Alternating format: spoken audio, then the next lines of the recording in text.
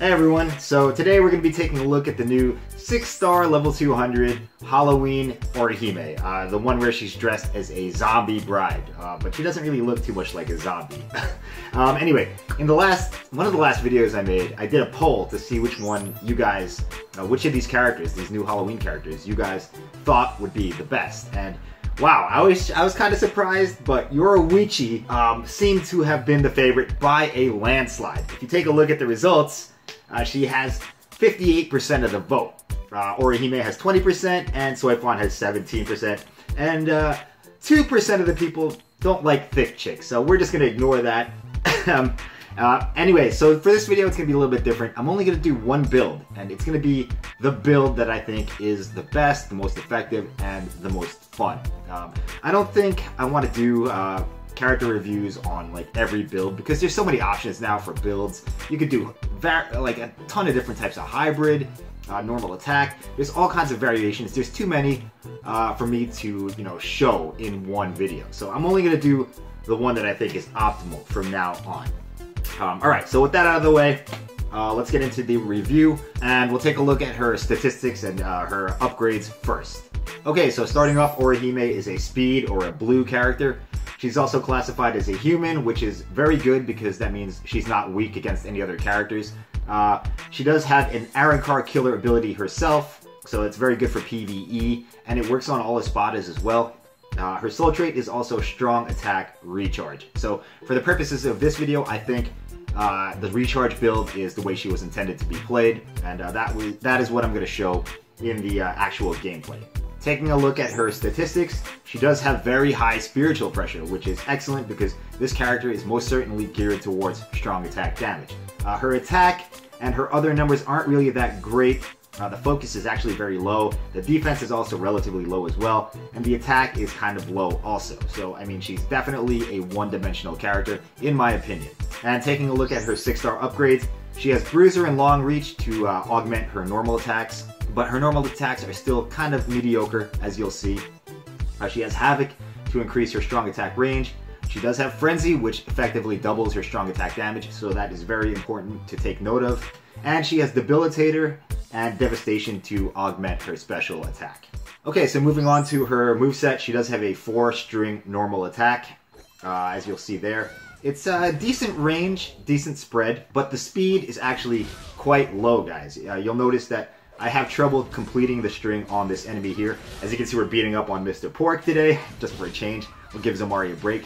And I literally cannot complete a normal attack string on this enemy. It's just too slow. She'll get interrupted. You'll usually have to, like, do a couple of swings and dodge if you plan to use the normal attack string. Okay, so moving on to her first normal attack. It's just a melee guard break 4-hit strong attack. As you can see there, it does have pretty good range and it has very good spread. So it's an excellent first strong attack, especially with the recharge. And it does very good damage, guys. The Frenzy definitely helps it out quite significantly. It's got great range. Overall, there's not really much more to say about it. It's excellent. Second strong attack, it is a ranged guard break. As you can see there, the pumpkins come out. It has very good range, guys. But for you to optimize its effectiveness, you do have to be kind of closer to the enemy. So keep that in mind.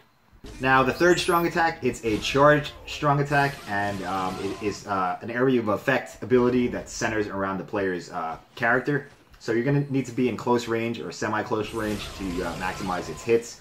It does hit several times, as you can see there, and it still hits hard even if you don't charge it, guys. So don't feel like you have to charge it every time.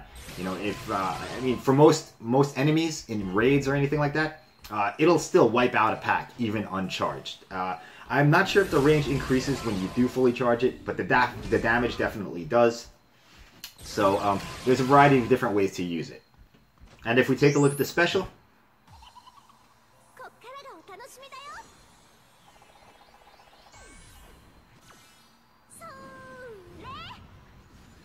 right there, it's a very nice animation. I love it. It does do 4 hits. It does affect almost the entire screen, and it applies weakening for about 10 seconds or so. Very strong special. Does a lot of damage. Does weakening. It's a very good ability. Really nothing to complain about there. Not much to say about it either. Alright, so let's move on to the gameplay. I'm just going to talk over it. We're in the 5-star legendary Halibel raid, so Orihime does have the killer advantage and the attribute advantage here. So as you can see, she is just mopping the floor with these mobs.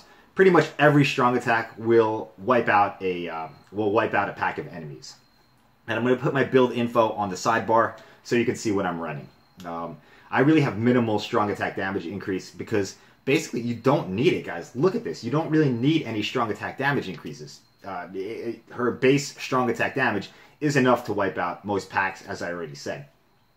And look at the range. The spread on the range, or the width of the attacks, is very good, guys. As you can see, like, if you use the strong attack, you charge it up, it can wipe out up to 3 packs if you position it properly, because it does have multiple hits. And even the first strong attack and the second strong attack, even though they're linear, they do have pretty good spread to the sides as well. So don't hesitate to use them. Don't feel like you have to save them for or position yourself too meticulously, because as long as you're facing the general direction of the enemies, you're gonna hit everybody. And with the recharge build, the attacks come up so quickly. Like, you rarely need to use a normal attack. As you can see on the screen, I've barely used any normals at all in this stage. You know, maybe I'll use them if an enemy has, like, manages to survive the first strong attack or the second strong attack or whatever. Like right here. I mean, I'm not gonna, well, I still do. And just look at the range on everything. It's fantastic, guys. This is a great crowd control character with the recharge build, and she does amazing damage. And the recharge, you can pretty much spam the strong attacks all day long. And we're at the boss right here.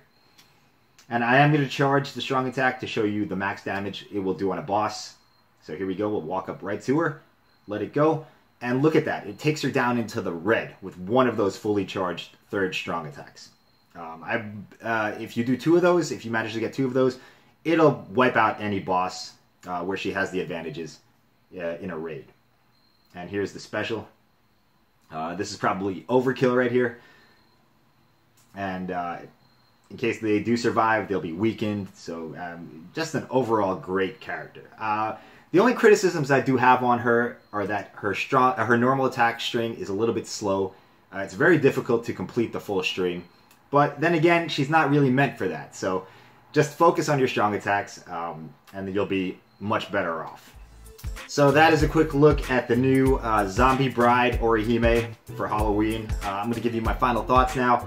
This character has amazing strong attacks, guys. She has weakening procs on everything, and it hits very hard even if you don't add any strong attack damage character links. So, you know, if you just went full recharge with no increases to strong attack damage, you're still going to wipe out mobs very quickly.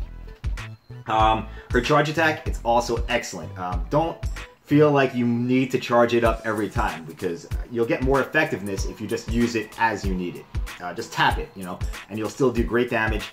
But if you get, you know, some time to charge it up, like maybe between enemy spawns, definitely do so, because if you do that and you position it properly, she can potentially wipe out several packs of enemies at the same time. And as you can see, when I used it on the boss, it takes the boss down to less than half health, just that one strong attack. Of course, that's provided she has the killer and the attribute advantages. Her normal attack string is very slow, so it's not a very good tool to use, and you definitely should not focus on it too much. Just use it for, like, mop up. You know, if some enemies survive your strong attacks, use the normals to mop up the remaining enemies. The recharge build was definitely the most effective. I tested this character several times off camera with different builds, and the fastest clear time was the recharge clear time, almost in every case. And let's not forget, let's take a minute to appreciate the thickness of this character. So thick, so thick.